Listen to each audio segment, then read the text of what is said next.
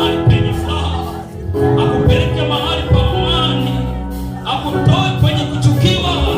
Wengi wanachukiwa kwa sababu ya kile walichokibeba.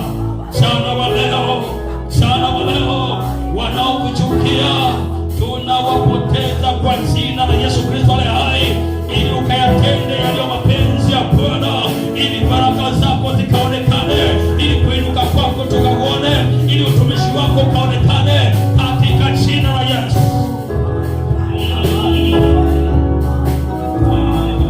Yesu asipoinuka kwenye ndoa, matatizo yatainuka. Leo tunamwinua Yesu ili matatizo yashuke, ili migogoro imalizike. Vikao vimalizi migogoro, lakini Yesu akiinuliwa migogoro inakwisha, inamalizika. Marumbano yanamalizika Yesu akiinuliwa. Ugomvi unaisha Yesu akipewa nafasi ya juu.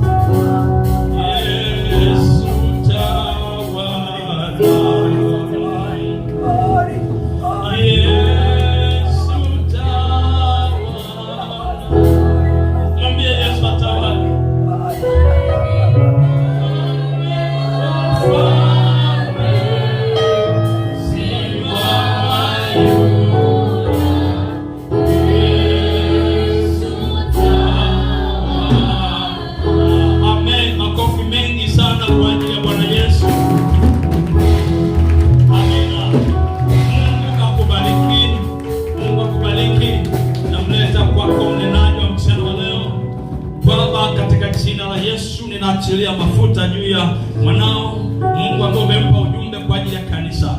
Bwana Yesu, na Roho Mtakatifu mtumie kwa ajili ya utukufu wako. Nasi tuko tayari kupokea kwa neema hii. Katika jina la Yesu Kristo naomba na kushukuru. Amen. Karibu, makofi mengi sana.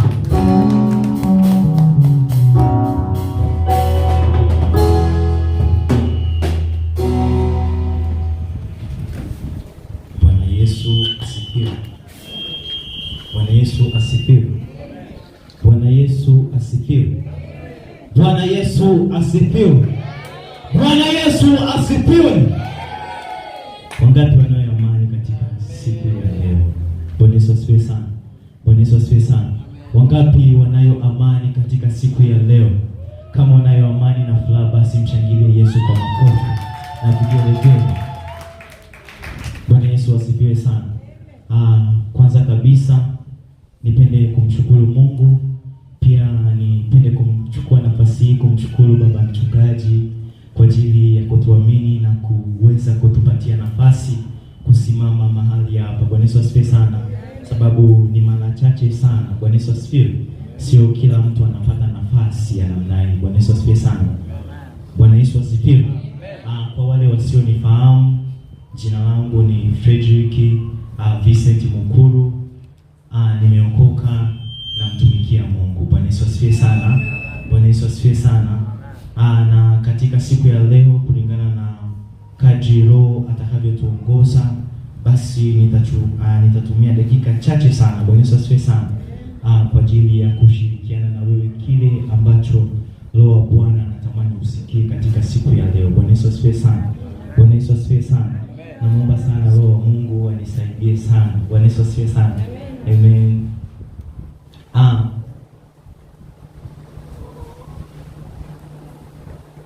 Somo letu katika siku ya leo ni zijue siri za kushinda. Bwana Yesu asifiwe sana. Zijue siri za kushinda. Bwana Yesu asifiwe sana. Bwana Yesu asifiwe sana. Zijue siri za kushinda. Zijue siri za kushinda. Ndiyo somo letu katika mchana wa leo. Bwana Yesu asifiwe sana. Bwana Yesu asifiwe sana. Bwana Yesu asifiwe sana. Sasa nini maana ya kushinda? Bwana Yesu asifiwe sana. Nini maana ya kushinda? Kushinda ni ile hali ya kupiga hatua moja mbele kutoka nyuma, au ni ile hali ya kuwa na maendeleo juu ya jambo fulani, au ni ile hali ya kuweza kutawala katika jambo fulani. Bwana Yesu asifiwe sana. Bwana Yesu asifiwe sana. Kumbuka somo letu ni zijue siri za kushinda. Bwana Yesu asifiwe sana. Sasa ni kwa nini sisi Wakristo wa Mungu lazima tuzifahamu siri za kushinda? Mungu atusaidie sana. Tunaposoma maandiko matakatifu katika Warumi 8:37 Biblia imeeleza wazi. Bwana Yesu asifiwe sana. Ni kwa sababu gani? Katika mambo yote yale sisi tunayoyafanya basi yatupasa kushinda. Bwana Yesu asifiwe sana. Katika mambo yote yale tunayoyafanya basi yatupasa kushinda. Aliyefika unaweza ukatusomea Warumi 8.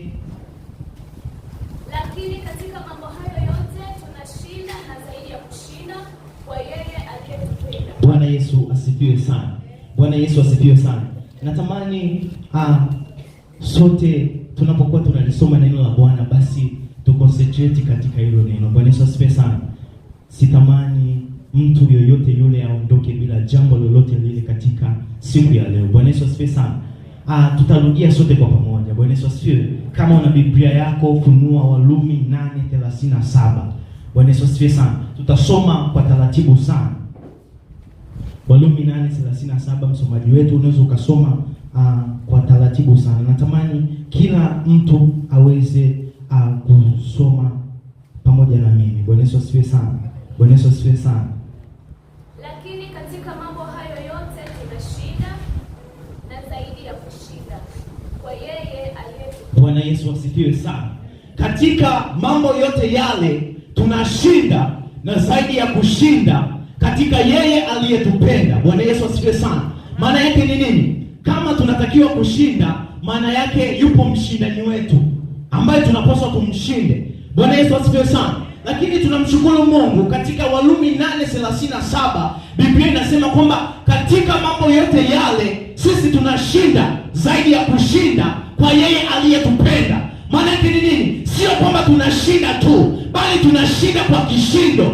Bwana Yesu asifiwe sana. Katika masomo tunashinda, katika hali ngumu ya kiuchumi tunashinda, katika ndoa tunashinda kwa yeye yule aliyetupenda. Bwana Yesu asifiwe sana. Ndiyo maana katika siku ya leo wametoa shuhuda watu wengi kwamba Mungu amewatendea mambo ya ajabu. Bwana Yesu asifiwe sana.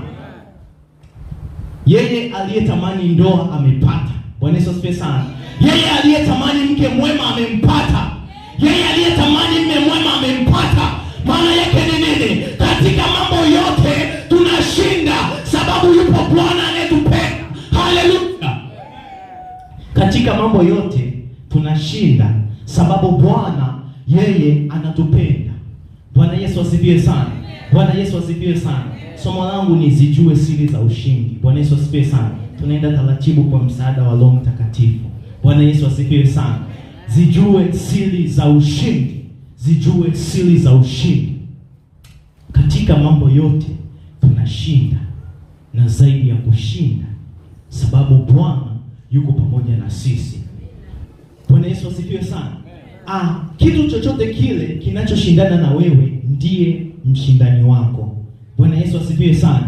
Katika yote yale ambayo yanashindana na wewe ndiye mshindani wako. Mungu atusaidie sana. Aidha ni magonjwa, Bwana Yesu asifiwe sana. Aidha ni nguvu za giza, au ni tamaa za kimwili, au ni roho za kuachanisha ndoa.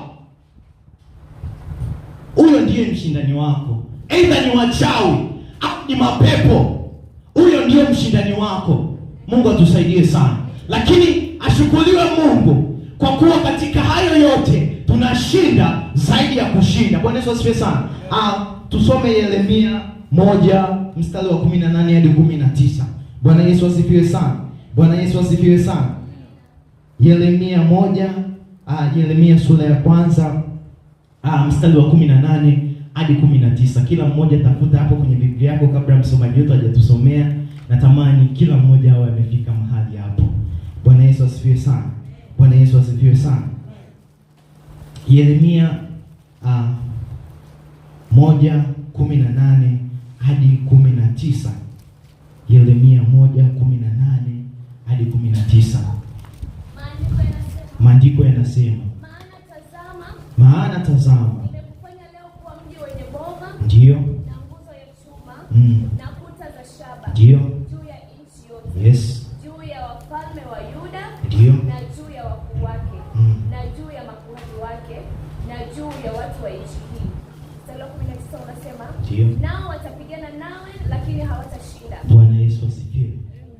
Malizia mstari. Maana mimi nipo pamoja nawe, asema Bwana, ili nikuokoe. Bwana Yesu asifiwe sana. Tungekuwa tuko pamoja ungempigia Yesu makofi. Bwana Yesu asifiwe sana. Bwana Yesu asifiwe sana. Hebu sote, kila mmoja mwenye Biblia, soma na mimi Yeremia 1:19. Yeremia 1:19. Bwana Yesu asifiwe sana. Biblia inasema hivi, nao watapigana nawe lakini hawatakushinda, maana mimi nipo pamoja nawe, asema Bwana, ili nikuokoe. Bwana Yesu asifiwe sana. Kumbuka somo letu ni zijue siri za ushindi. Bwana Yesu asifiwe sana. Lakini hapo tumeona kwamba kitu chochote kile kinachopingana na wewe basi ndio adui yako. Aidha ni magonjwa, au aidha ni hali ngumu ya uchumi, au aidha ni mambo ya giza, aidha ni mapepo au ni uchawi, aidha ni mizimu, ni maagano ya kifamilia, ni maagano ya kiukoo. Bwana Yesu asifiwe sana. Biblia inasemaje katika Yeremia 1:19? Bwana Yesu asifiwe sana. Bwana Yesu asifiwe sana. Nao watapigana na wewe lakini hawatakushinda, maana mimi nipo pamoja nawe, asema Bwana, ili nikuokoe. Bwana Yesu asifiwe sana. Maana yake ni nini? Wachawi watapigana na wewe, mizimu itapigana na wewe, hali ngumu ya kiuchumi itapigana na wewe, lakini ainuliwe Bwana, sababu katika kupigana huko hawatatushinda. Bwana yuko pamoja na sisi ili atuokoe. Haleluya. Sijui kama kuna mtu ananielewa katika mchana wa leo. Bwana Yesu asifiwe sana. The secrets of winning. Zijue siri za kushinda. Bwana Yesu asifiwe sana. Bwana Yesu asifiwe sana. Katika mtazamo huo pia Biblia imezungumza kwamba pia adui zetu ambao katika ulimwengu wa roho wanashindana na sisi, wanazo nguvu za kutushinda kama tutazembea. Wangapi wanalifahamu hilo? Yaani sisi adui zetu tunao, yaani katika ulimwengu wa kiroho, aidha ni mapepo au ni majini au ni mizimu, wanao uwezo wa kutushinda kama bado tutakuwa hatujazijua siri za kushinda. Yaani endapo tutafanya mchezo, adui ana uwezo wa kutushinda sisi. Tutolee mfano mdogo. Bwana Yesu asifiwe sana.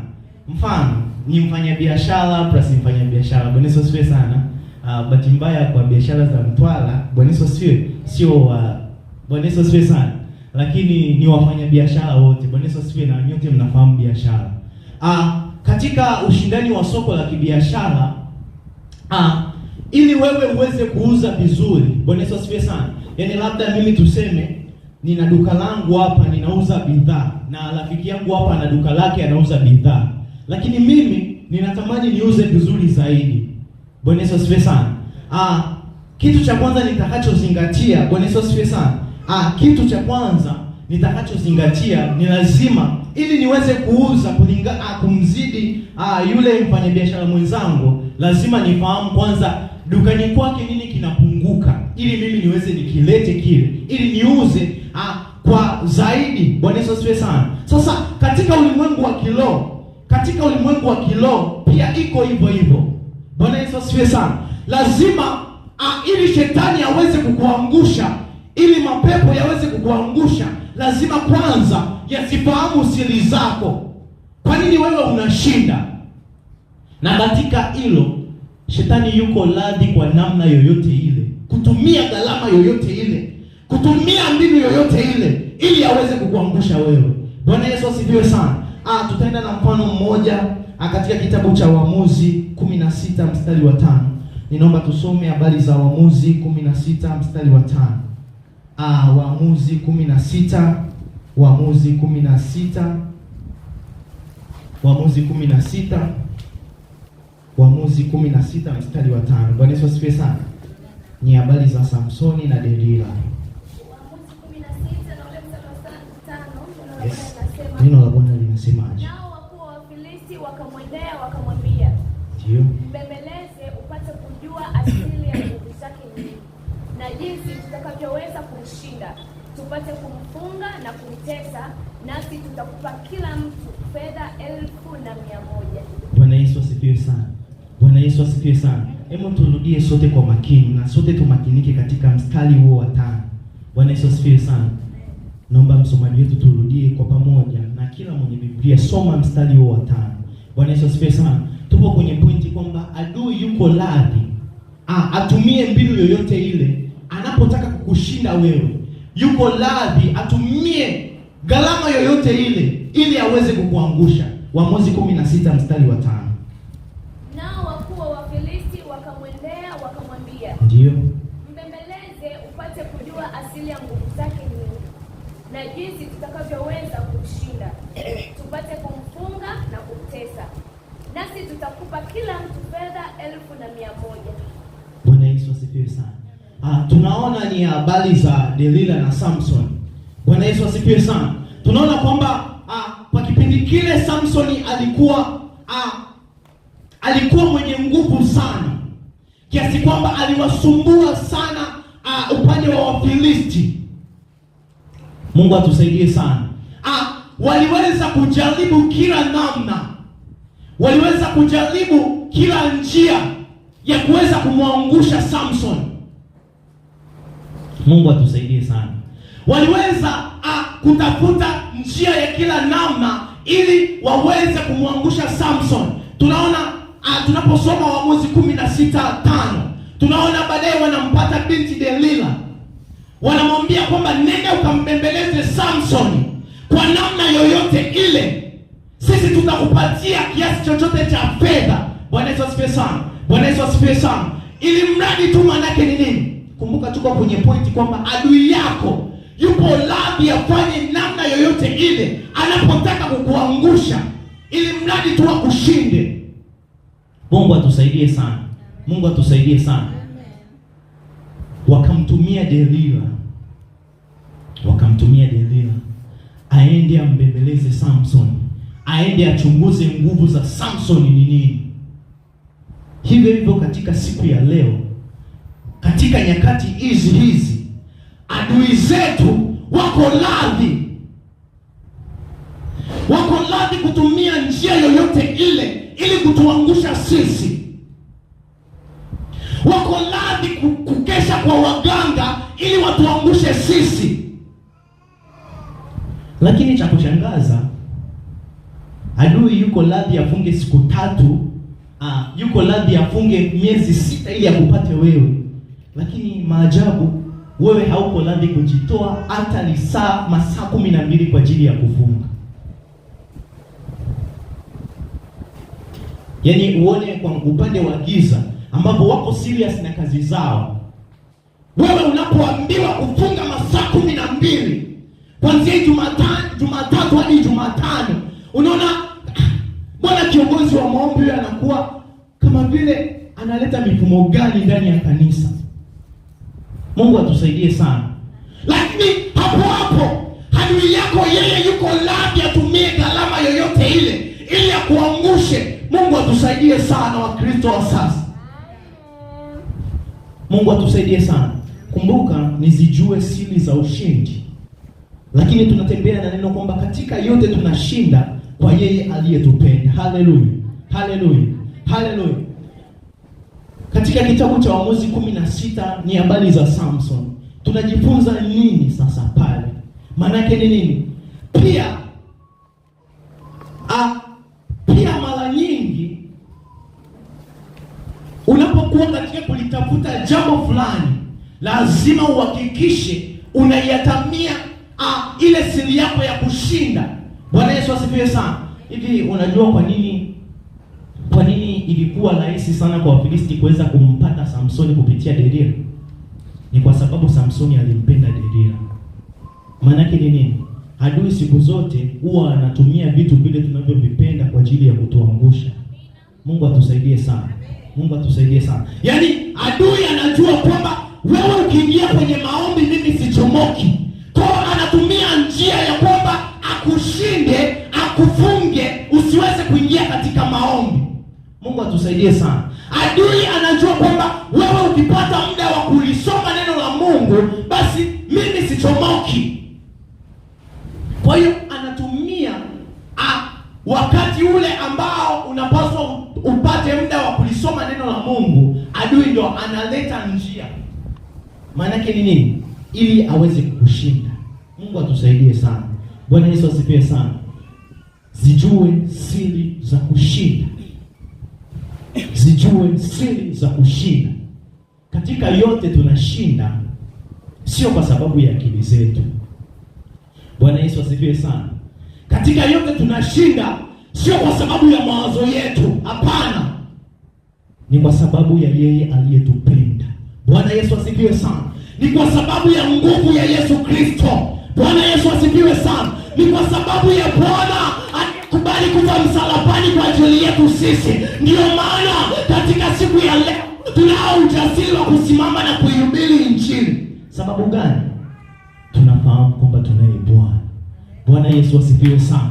Bwana Yesu asifiwe sana. Tunafahamu kwamba tunaye yeye aliyesema yote yamekwisha msalabani. Bwana Yesu asifiwe sana. Tunafahamu kwamba tunaye yeye aliyesema ujapopita katika shida mimi nitakuwa pamoja na wewe. Ndiyo maana tunajivunia katika siku ya leo. Haleluya.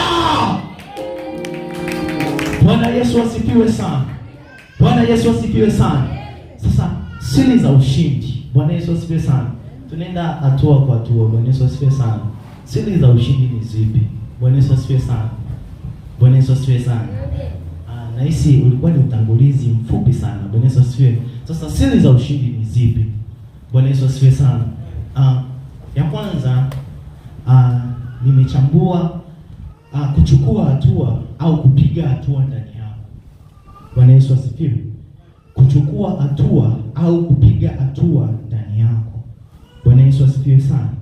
Kuchukua hatua au kupiga hatua ndani yako. Kumbuka, zijue siri za ushindi ndio somo letu katika mchana wa leo. Bwana Yesu asifiwe sana. Tusome katika kitabu cha Marko 5:25 hadi 34 kwa haraka sana. Bwana Yesu asifiwe sana. Marko sura ya 5 mstari wa 25 hadi 34. Marko 5 mstari wa 25 hadi 34. Ndio.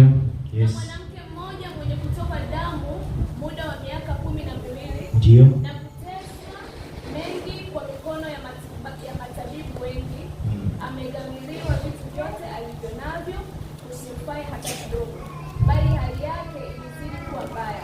Aliposikia habari za Yesu, alipita katika mkutano kwa nyuma, akaligusa vazi lake, maana alisema, nikiagusa mavazi yake tu nitapona. Mara chemichemi ya damu yake ikakauka, naye akafahamu mwilini mwake kwamba amepona msiba ule. Mara Yesu hali akifahamu nafsini mwake kwamba nguvu zimemtoka, akageuka kati ya mkutano akasema, ni nani aliyenigusa mavazi yangu?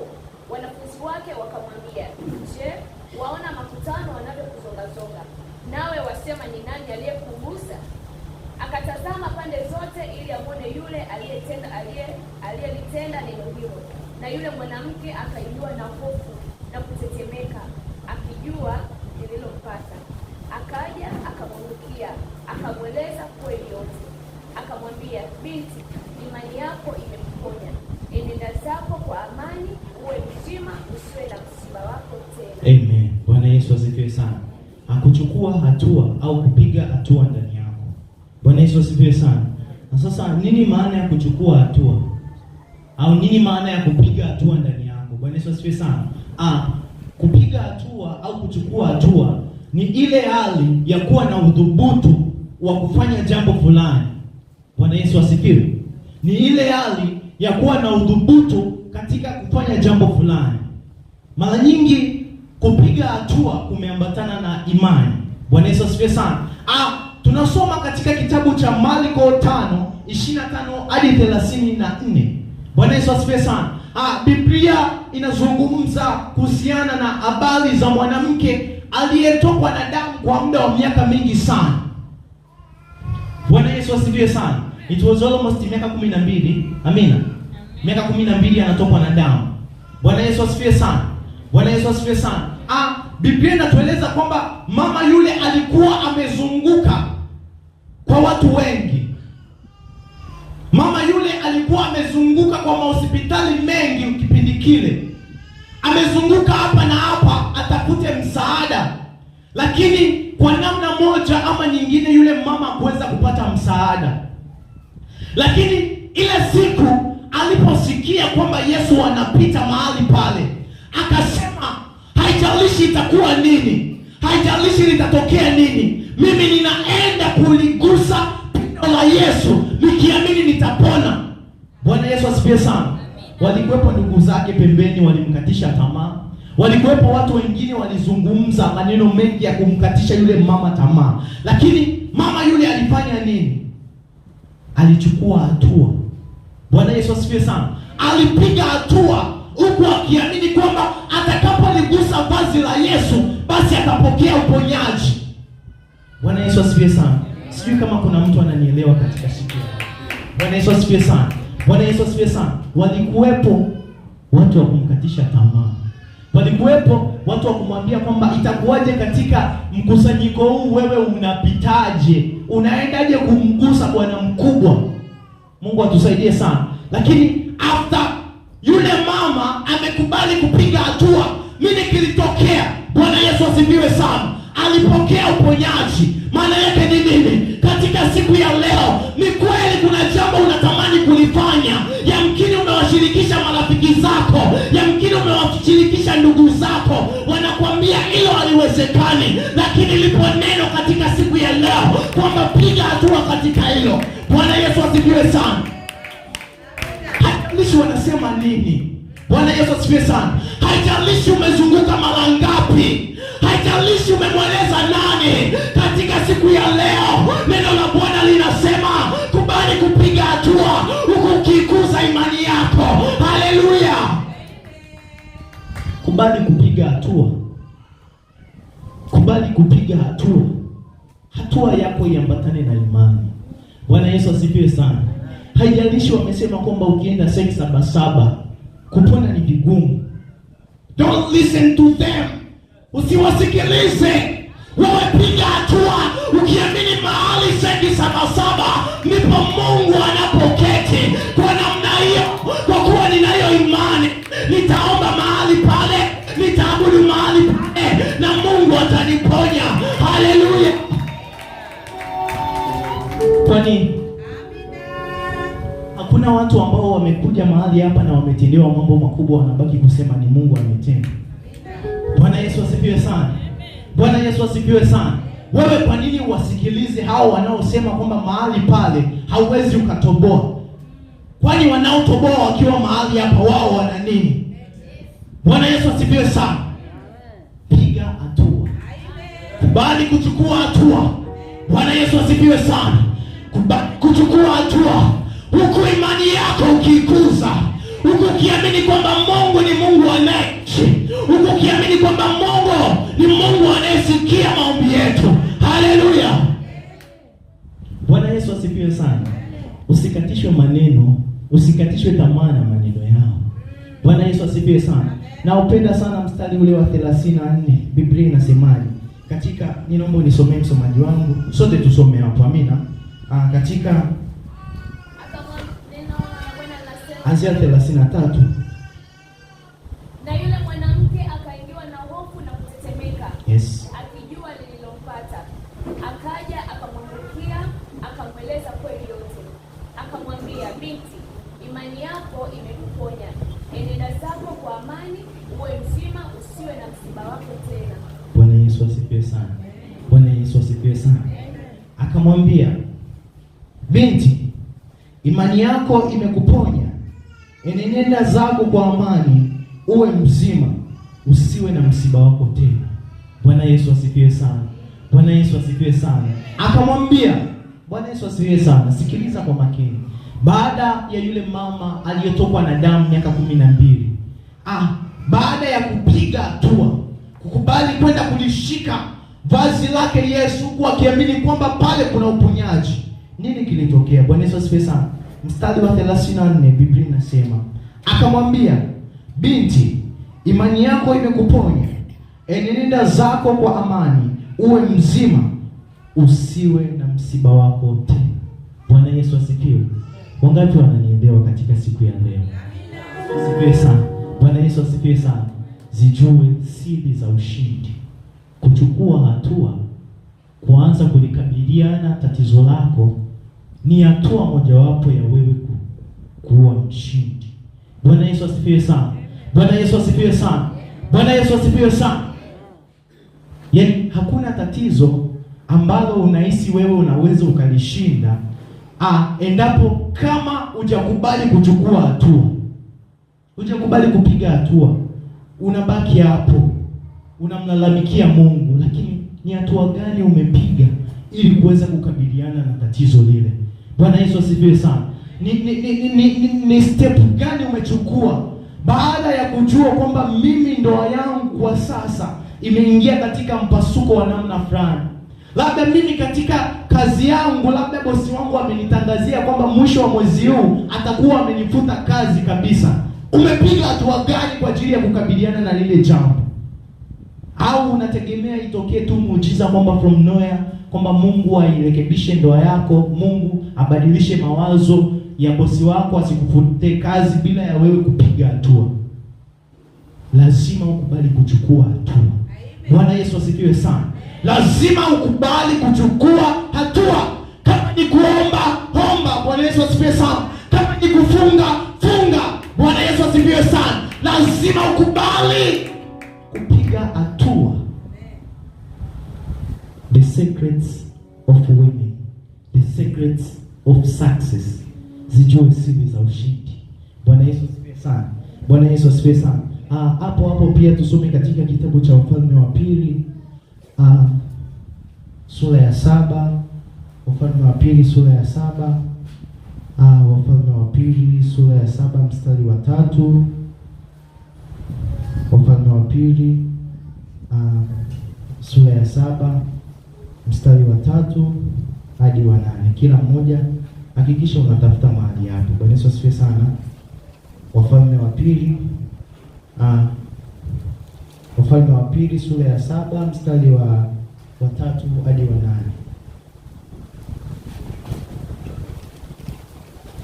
Neno la Bwana linasema, basi walikuwapo watu 4 wenye ukoma kwenye lango la mji. Wakasemezana, mbona tunakaa hapa hata tufe?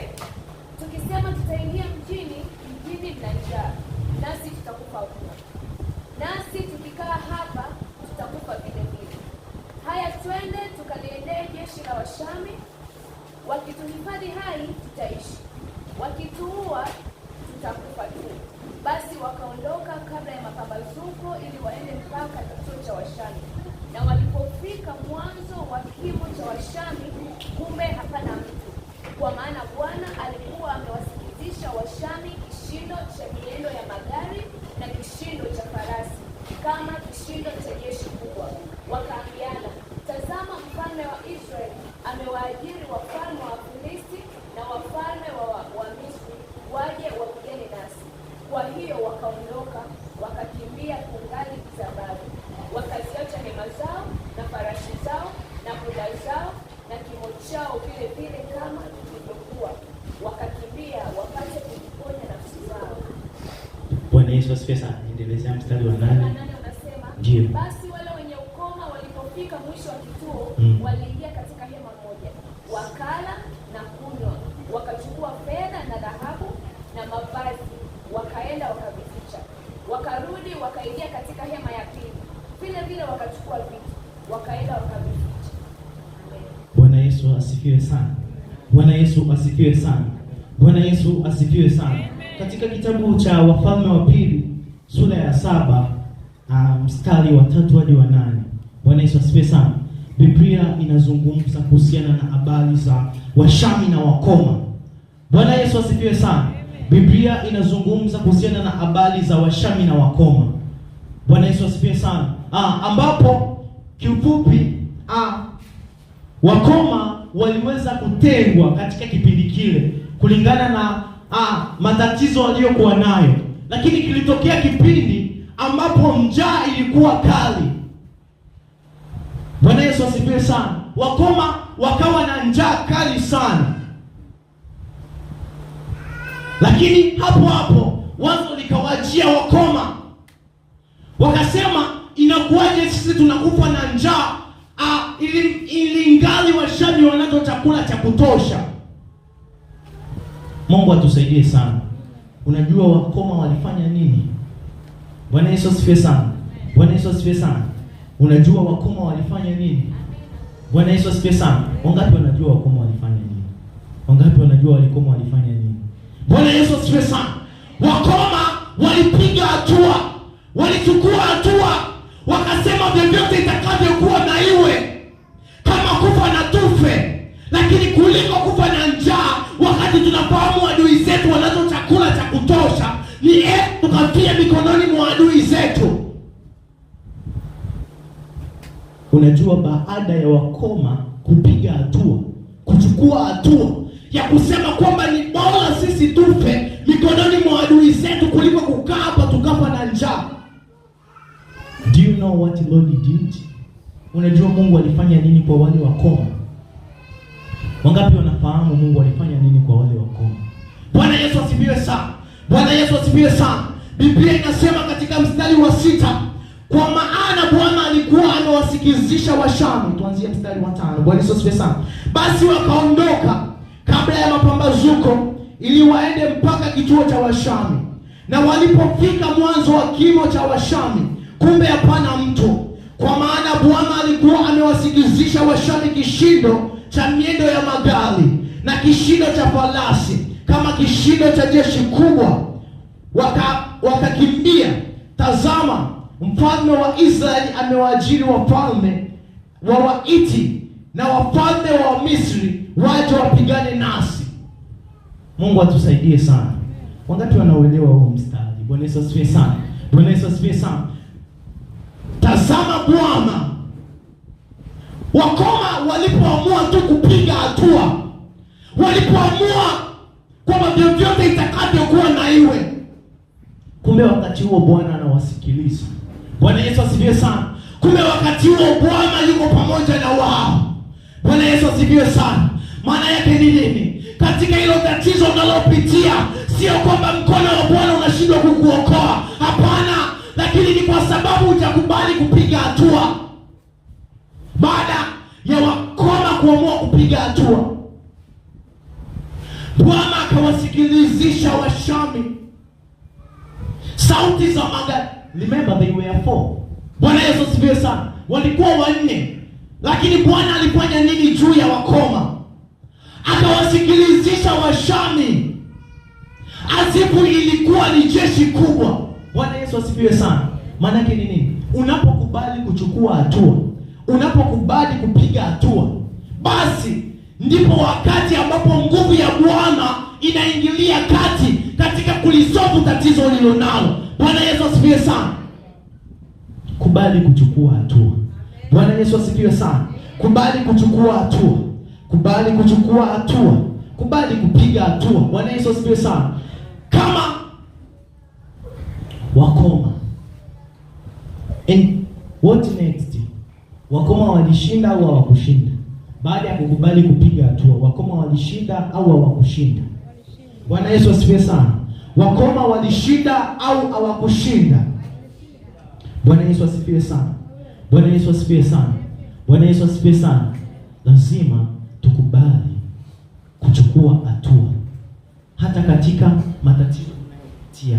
Haijalishi ni changamoto gani unapitia, haijalishi unaona imeshindikana kwa kiasi gani. Bwana Yesu asifiwe sana. Bwana Yesu asifiwe sana. Kuna neno moja waga nalipenda sana. Bwana Yesu asifiwe sana. Linatoka katika kitabu cha Zaburi. Nasema kwamba nitainua macho yangu nitazame milima. Msaada wangu utatoka wapi? Msaada wangu katika Bwana aliyeziumba mbingu na nchi. Bwana Yesu asifiwe sana. haupasi kuangalia wanadamu. Unapopita katika changamoto, msaada wako utatoka wapi? Msaada wako utatoka katika Bwana aliyeziumba mbingu na nchi. Yeye ndiye anakujua wewe tangu umezaliwa, tangu umekuwa, na hata sasa msaada wako utatoka katika Bwana. Angekuwa mtu mmoja ananielewa, angemshangilia Yesu kwa makofi. Bwana Yesu asifiwe sana. Bwana Yesu asifiwe sana. Zijue siri za ushindi. Tunashinda kwa sababu aliyeko pamoja na sisi ni mkuu na anatupenda kwa upendo wa ukweli. Bwana Yesu asifiwe sana. Bwana Yesu asifiwe sana. Bwana Yesu asifiwe sana. Kama nilivyosema, sitatumia muda mrefu sana, tumalizie na siri namba 2. Bwana Yesu asifiwe sana. Siri namba 2, ufahamu. Bwana Yesu asifiwe sana. Bwana Yesu asifiwe sana. Bwana Yesu asifiwe sana. Ufahamu. Msomaji wangu naomba uwe unatafutia Samueli wa kwanza sura ya 17. Sote tunatafuta mahali hapo. Samueli wa kwanza sura ya 17 mstari wa 32 hadi 37. Bwana Yesu asifiwe sana.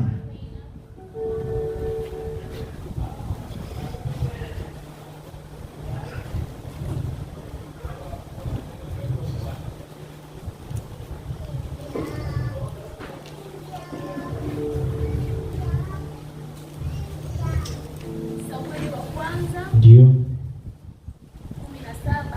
mstari wa 32 hadi 37. Yes. Daudi akamwambia Sauli, asizimie moyo mtu yoyote. Yes. Mimi mtumishi wako nitakwenda kupigana na Mfilisti huyu. Sauli akamwambia Daudi, huwezi wewe kumwendea Mfilisti huyu ukapigana naye, maana wewe ukijana tu, na huyu ni mtu wa vita tangu ujana wake. Daudi akamwambia Sauli, Yes. mtumishi wako alikuwa akichunga kondoo za baba yake, na alipokuwa akija simba au dubu, akamkamata mwana-kondoo waliwe kumi. Yes. Mimi kutoka nikamfuata, nikampiga, nikampokonya kinywani mwake, na akinirukia kumshika ndevu zake, nikampiga, nikamuua. Mtumishi wako alimuua simba na dubu pia, na huyu Mfilisti asiyetahiriwa atakuwa kama mmoja wao, kwa sababu amewatukana majeshi ya Mungu aliye hai. Daudi akasema, Bwana aliyeniokoa na makucha ya simba na makucha ya dubu ataniokoa na mkono wa Mfilisti huyu. Sauli akamwambia Daudi, enenda na Bwana atakuwa pamoja nawe. Bwana Yesu asifiwe sana. Bwana Yesu asifiwe sana. Bwana Yesu asifiwe sana. Naomba turudie kwa pamoja sote tusome katika 36 hadi 37. Bwana Yesu asifiwe sana. Tusome sote kwa pamoja. Kama una Biblia yako tusome kwa pamoja. Ninaenda kumalizia. Bwana Yesu asifiwe sana. Samueli wa kwanza 10. Ubarikiwe sana msomaji wangu. Samueli wa kwanza 17 36 hadi 30. Tuanze 35. Mimi hutoka nikamfuata, nikampiga, nikampokonya kinywani mwake, na akinirukia umshika ndevu zake, nikampiga, nikamua.